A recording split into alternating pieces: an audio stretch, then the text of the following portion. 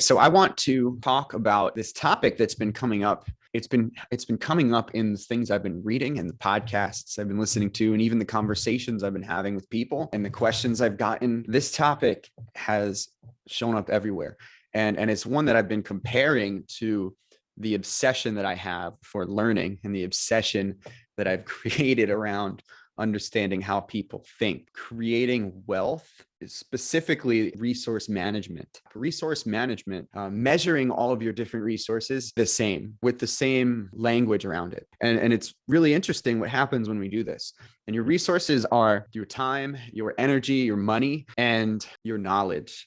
And now you can use any of these resources for different purposes, right? We can use our time in spending it alone and spending it with other people and spending it in certain places, or using your time in certain places, doing certain things. You could use your energy and spend or invest your energy into these things as well, into these places you are and these people and doing these activities. You can invest energy, you can invest capital and use money, and how you spend that money is up to you entirely. And then you can use your knowledge. You can invest your knowledge into things and spend your knowledge as well. And I'll get into more about how you can do that.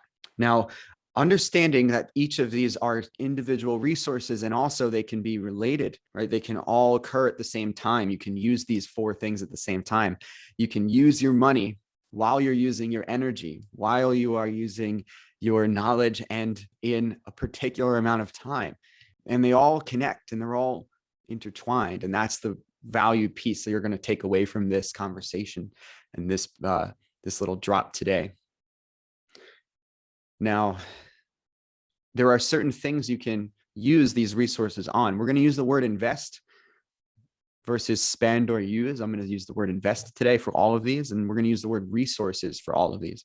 So there are different assets you can invest your resources into. Remember, time, energy, capital, and knowledge. And we want to be able to invest all of these things. And if we're investing all of these things into one asset, one particular thing, then we can think of that as all of our energy going in that direction, all of our time, all of our money, and all of our knowledge. Does this make sense so far?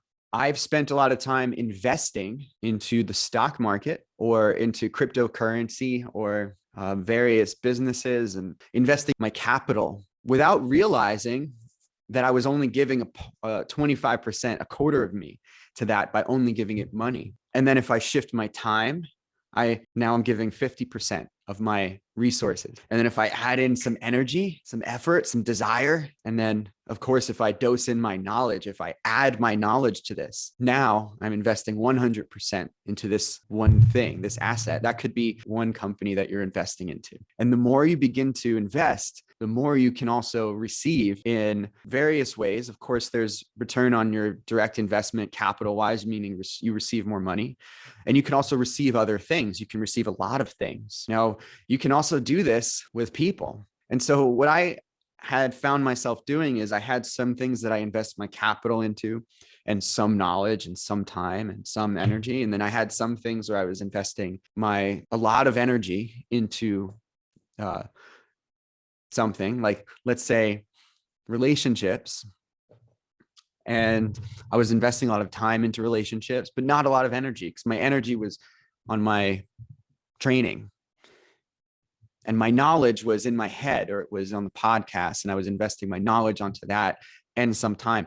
But what I realized is I was dispersing all of my resources in a lot of different ways, and I was receiving a low return on my investment in all of them. And think about it in terms of compounding interest.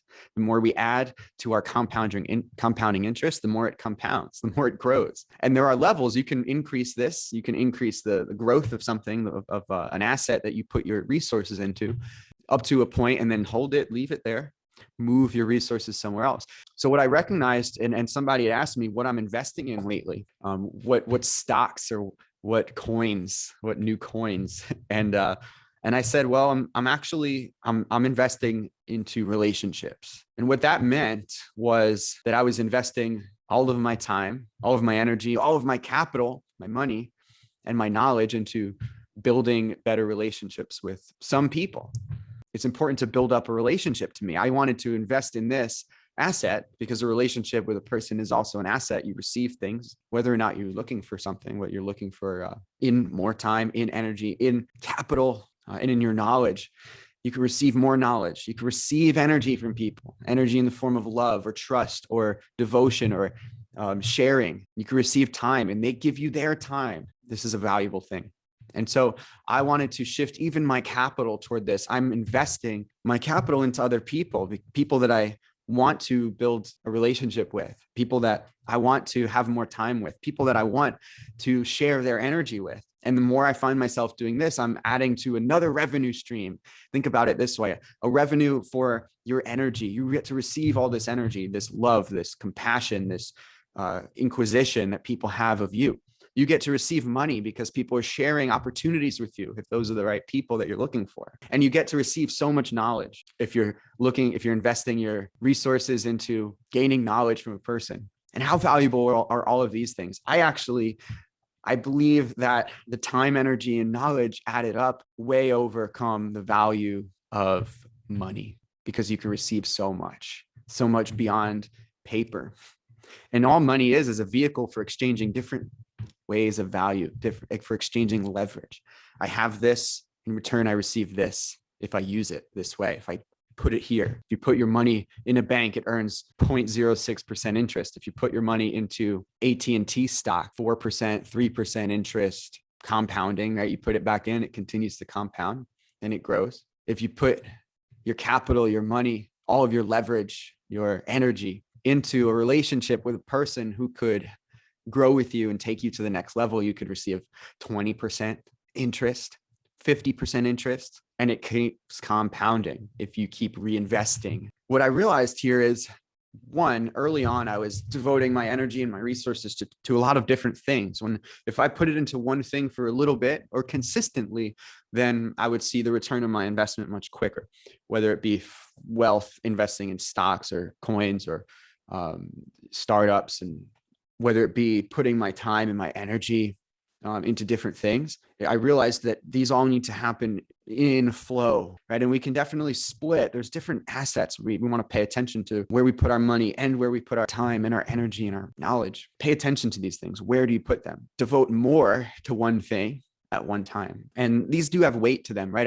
Our time takes up the most weight because it's the thing that's finite. The other stuff we can regenerate. You could always make more money because you can go to work. You have that leverage. You can gain more energy by going to sleep and eating, right? And eating well. You could gain more knowledge by reading, by learning. There's an endless source of knowledge. It's infinite, but the time is finite. So that has and carries the most weight in terms of your resources. Second would be your energy, because your energy is your attention. And where you put your attention is where your energy goes. You have to actually be present and put attention into a thing in order to utilize all of your energy. And if you're only using some energy, that means that you're wasting your time. The energy has to match the time. The amount of energy you put in should correlate to the amount of time that it takes. And here's the great thing: you can cultivate things so much so that it starts to require less energy. And once it requires less energy, shift now to a new thing, because you can spend your energy accordingly. And this grows. You can actually gain more and more energy, like having wealth, more and more wealth.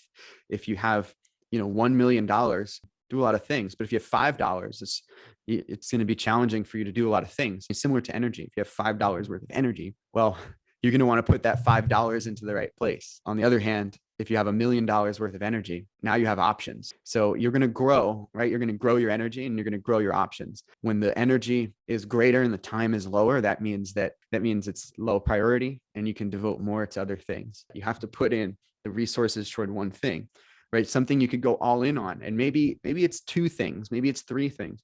It's definitely not 20, right? It's a handful of things until you've become so good at them, become so habitual with these things that it feels natural and the energy is low. Things that require more energy are new knowledge, right? You're learning new things, practicing, refining new skills. That requires energy. Executing these skills, right? Unless you have a system that works well and you can do it on repeat, and it all of a sudden, what took you an hour now takes you 5 minutes. Now this is how we increase our energy. And I believe Elon Musk said somewhere that he actually works in 5-minute blocks, because he's doing things that that he's put on autopilot, right? That require 5 minutes of his time, of his energy, his attention, his resources at hand, his knowledge, right? And his money, because at that level, time is money. And if you're completing 5 minute tasks 100 times a day, then you are really efficient and you're diversifying your resources and you've grown your capital, or you've grown your wealth and your energy and your time.